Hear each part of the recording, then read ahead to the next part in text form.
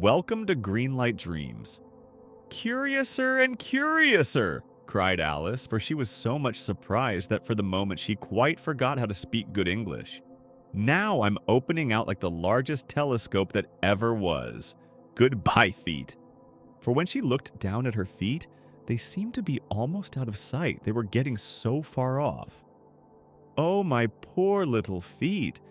I wonder who will put on your shoes and stockings for you now, dears. I'm sure I shan't be able. I shall be a great deal too far off to trouble myself about you.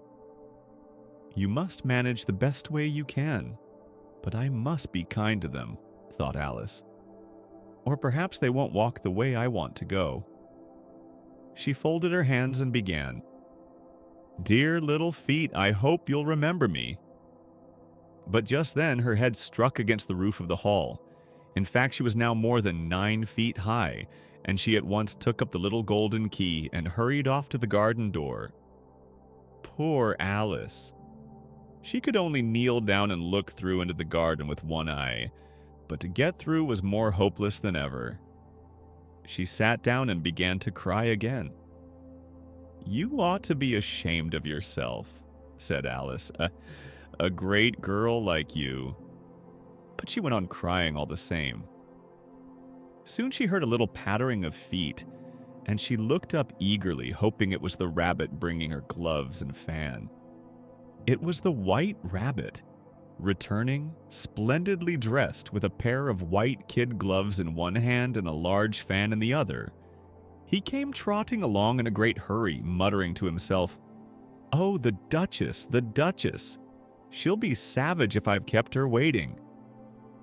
When the rabbit came near Alice, he started violently, dropped both fan and gloves, and scurried away.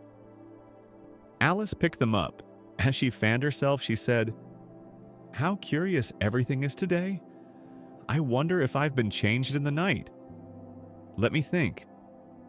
Was I the same when I got up this morning? But if I'm not the same, the next question is, who in the world am I? Ah, that's the great puzzle. She tried to remember all the things she used to know. She began to repeat her lessons, but her voice sounded strange. While she was talking, she was surprised to find that she was shrinking. She had been holding the rabbit's fan and she dropped it quickly just in time. I'm shutting up like a telescope again. And so it was indeed. She soon found herself so small that she was soon below 2 feet high. She ran to the little door, but alas, the little door was locked once more, and the golden key lay upon the glass table as before. Things were worse than ever, thought poor Alice, for the large hall, the glass table, and the little door all vanished, and she found herself suddenly slipping into a large pool of salt water.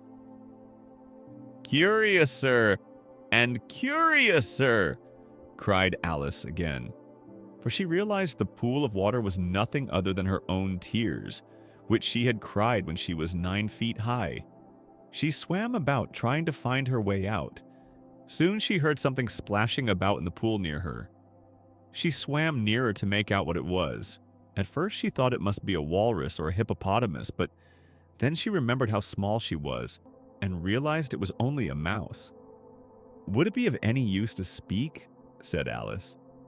So she began, Oh, mouse, do you know the way out of this pool?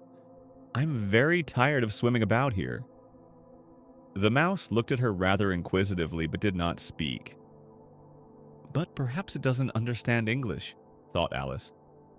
So she began again, speaking French. Où est ma chatte?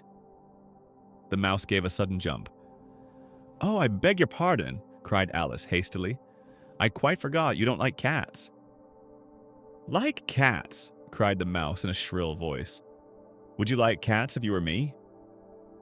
Well, perhaps not, said Alice in a soothing tone. But I do wish I could show you our cat Dinah. She is such a dear, quiet thing. The mouse was trembling. Let us get to the shore, it said, and then I'll tell you why I dislike cats. So they swam on and got out of the pool. Alice and the mouse sat down together with a whole group of wet animals who had also fallen into the pool. a duck, a dodo, a lory, and several others. Alice waited eagerly for the mouse to begin. The mouse cleared its throat and spoke. "Sit down, all of you, and I will soon make you dry enough." And so the strange little council began.